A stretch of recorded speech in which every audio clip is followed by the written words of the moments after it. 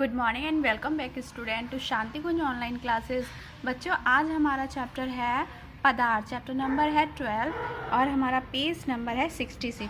तो आज हम पढ़ते हैं पदार्थों के बारे में, यानी मटेरियल के बारे में। संसार में पाई जाने वाली प्रत्येक वस्तु तत्वों या पदार्थों का मिश्रण है।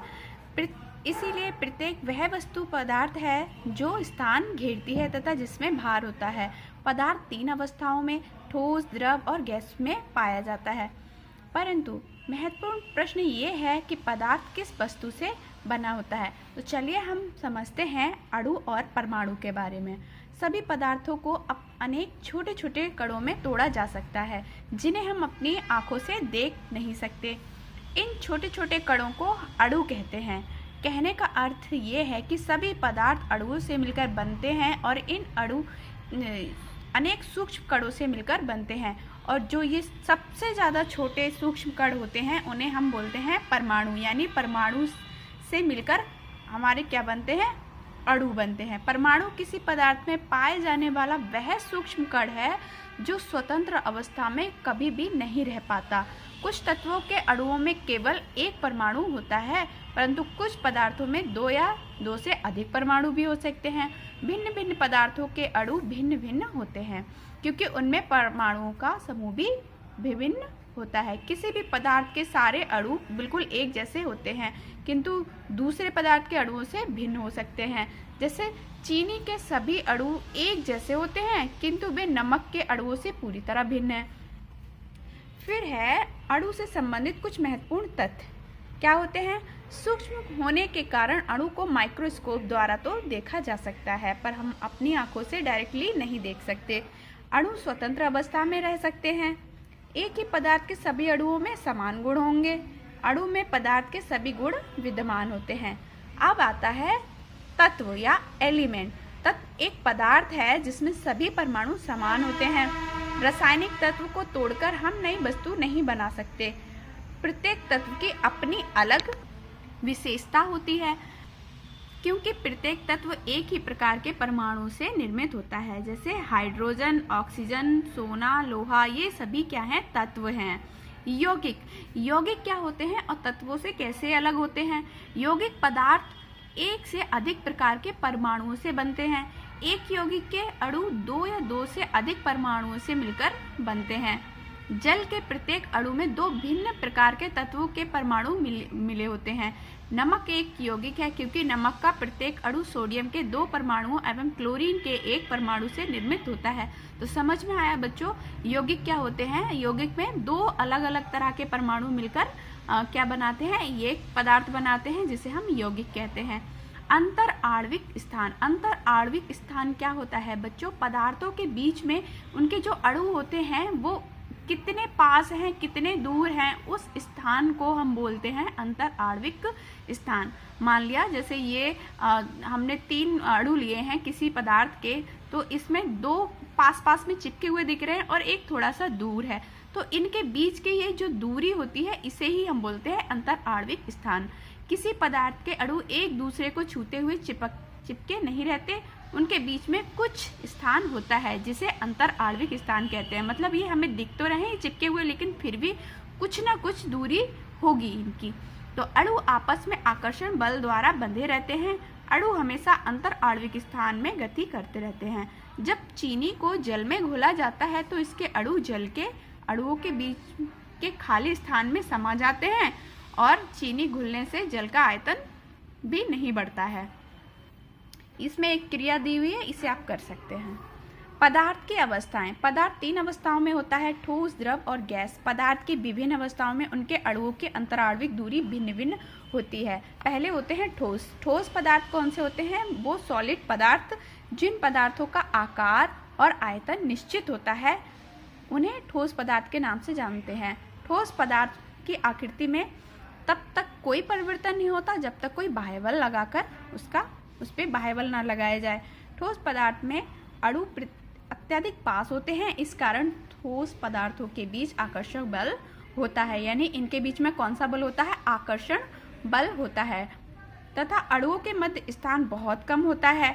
पत्थर, प्लास्टिक, लोहा, ये सब ठोस पदार्थों के ही गुण हैं। अगर मैं बनाकर दिखाऊं, मान लो ये अणु हैं, तो इनके अणु कैसे होंगे, एकदम पास पास होंगे, पास पास। इनके बीच का अंतर आणविक स्थान जो होता है वो बहुत कम होता है। द्रव, जिन पदार्थों का कोई आकार निश्चित नहीं होता, जिन पदार्थों के ऊपर से नीचे की ओर बहने का गुण विद्यमान होता है, उन्हें द्रव के नाम से जानते हैं। जैसे पानी, तेल, ये सारे हमारे क्या हैं, द्रव पदार्थ है। दूध भी।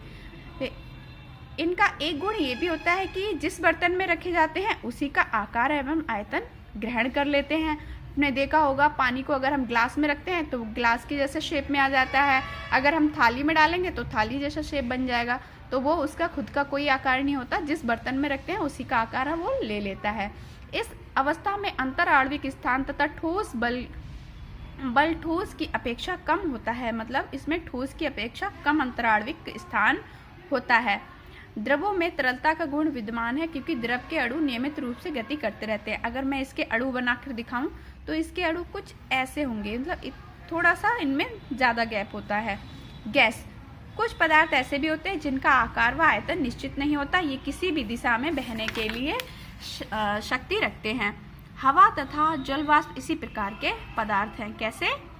गैस, ये जिस वस्तु में होते हैं उसी का आकार ग्रहण कर लेते हैं। जैसे अगर हमने किसी बैलून या गुब्बारे में हमने हवा भरी तो गुब्बारे का शेप बन जाता है, किसी टायर में हवा भरते हैं तो टायर का शेप बन जाता है। पदार्थ की इस अवस्था में अणुओं के बीच की दूरी बहुत अधिक होती है। ये ऐसे पदार्थ हैं, इनके अणु अगर मैं बनाऊं तो इनके बीच की दूरी कुछ ऐसे, इतने दूर दूर इनके अणु होंगे। अणु दूर दूर होने के कारण इनमें ऊर्जा बहुत अधिक होती है, जिस कारण ये सभी दिशाओं में अनियमित रूप से गति करते रहते हैं। मतलब ये देखा होगा, गैस अगर जरा सी हमने हमारे गैस की सिलेंडर से गैस निकली तो हमें तुरंत पता चल जाती है कि हाँ गैस निकल रही है। क्यों? क्योंकि उसमें क्या होते हैं, उसके अणु तुरंत ही इधर उधर बह जाते हैं और गैस फैल जाती है। ठोस पदार्थों के गुण, ठोस पदार्थों के क्या विशेषताएं होती हैं? ये सख्त व नरम होते हैं। कुछ पदार्थ इतने सख्त होते हैं कि दबाने पर दबाए भी नहीं जाते, जैसे लोहा, कांच, पत्थर। और इसी तरह से कुछ ऐसे भी होते हैं जिन्हें दबाने पर उनकी आकृति में परिवर्तन हो जाता है, जैसे रुई, रबड़ की गेंद, कुम्हार की मिट्टी। ये सब भी सॉलिड पदार्थ है, यानी ठोस पदार्थ हैं, लेकिन इनको दबाएं तो इनमें दाब लग सकता है। पारदर्शी व अपारदर्शी ठोस पदार्थ, ठोस पदार्थों में कुछ इस प्रकृति के भी होते हैं जिनमें प्रकाश आर पार निकल जाता है। इस प्रकार के पदार्थ को हम पूर्ण पारदर्शी पदार्थों के नाम से जानते हैं। मतलब आपने देखा होगा जैसे कांच, कांच में हम दोनों तरफ देख सकते हैं ना, एक साइड से देखें तो हमें उसकी दूसरी साइड का भी पता चल जाता है, इसे बोलते हैं पारदर्शी पदार्थ। और कुछ पदार्थ ऐसे होते हैं जो पूर्णतया तो नहीं दिखते लेकिन थोड़ा सा दिख जाता है, जैसे पॉलीथीन, महीन कागज, पतला कपड़ा, इन्हें बोलते हैं हम अल्प पारदर्शी। और कुछ ऐसे होते हैं जो जिनमें से हम देख ही नहीं पाते, उन्हें बोलते हैं हम अपारदर्शी पदार्थ, जैसे लोहे के दरवाजे, लकड़ी का तख्ता, ये अपारदर्शी होते हैं। ऊष्मा के सुचालक व कुचालक, ऊष्मा के सुचालक या कुचालक का क्या मतलब है? कुछ पदार्थ ऐसे होते हैं कि वे अपने अंदर से ऊष्मा प्रवाहित होने देते हैं। इस प्रकार के पदार्थों को ऊष्मा के सुचालक कहते हैं। जैसे लोहा, तो लोहा में क्या होगा, इसमें ऊष्मा, जैसे आपने देखा होगा घरों में हम लोग सर्दियों में पानी गर्म करने के लिए रॉड इस्तेमाल करते हैं, वो लोहे की होती है, और जब हम उसे गर्म इलेक्ट्रिसिटी उसमें फ्लो कराते हैं तो वो गर्म हो जाती है और हमें पानी गर्म मिल जाता है। इसी प्रकार कुछ इसके विपरीत प्रकृति के पदार्थ होते हैं। वे कैसे होते हैं? जो ऊष्मा को अपने अंदर से बहने नहीं देते।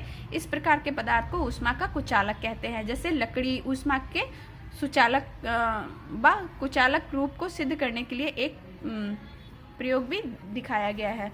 ये वाला प्रयोग आप खुद भी कर सकते हैं। फिर है विलेय व अविलेय पदार्थ। कुछ पदार्थ इस तरह के होते हैं वो किसी भी द्रव में आसानी से घुल जाते हैं, ऐसे पदार्थ को विलेय पदार्थ, विलेय ठोस कहते हैं। जैसे मिट्टी, नमक, चीनी आदि। इसके विपरीत कुछ पदार्थ ऐसे होते हैं जो द्रव में घुलनशील नहीं होते, उन्हें अविलेय पदार्थ कहते हैं। जैसे मोम, पत्थर, लोहा, लकड़ी, इन्हें हम जल में घोलेंगे भी तो भी ये नहीं घुलेंगे। भंगुर व अभंगुर पदार्थ, मतलब भंगुर का मतलब होता है जिसपे अगर हमने जरा सा ही फोर्स लगाया, चोट मारी और वो टूट गया आराम से, उसे बोलते हैं भंगुर पदार्थ। कुछ ठोस पदार्थों की प्रकृति इस प्रकार की होती है जो चोट मारने पर एक या अनेक भागों में टूट जाते हैं, उन्हें भंगुर पदार्थ कहते हैं, और जो नहीं टूटते उन्हें अभंगुर पदार्थ कहते हैं। जैसे लोहा। और भंगुर कौन सा? जैसे कांच, पत्थर। द्रव पदार्थों के गुण, द्रव पदार्थों के गुण हम नेक्स्ट लेक्चर में कंप्लीट करेंगे। अब बच्चों आपका होमवर्क है, ये सही विकल्प पर सही का निशान लगाइए। ये करने हैं आपको। रिक्त स्थानों की पूर्ति करनी है, सही और गलत के निशान लगाने हैं।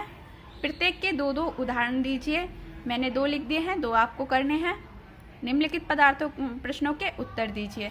तो आपको स्टार्टिंग के 5 क्वेश्चन में से आप स्टार्टिंग के 3 क्वेश्चन कर लेना। इसके मैंने टिक लगा रखे हैं। ये देखिए, प्रश्न नंबर 1 का उत्तर, ये 2 का ये यहाँ तक करना है, 3 का यहाँ तक करना है। और नेक्स्ट लेक्चर में मैं इसको कंप्लीट कराती हूँ। तब तक के लिए बाय बाय।